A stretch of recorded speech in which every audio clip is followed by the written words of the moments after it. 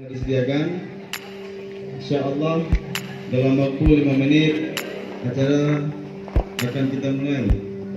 Bapak Ketua Dewan Pimpinan Yayasan Daya Husna Anak Bangsa Profesor Dr. Syamsuddin Mahmud telah hadir bersama kita. Maka kami harapkan kepada seluruh tamu undangan dan juga kepada seluruh wisudawan dan wisudawati agar dapat menempati posisi yang telah ditentukan.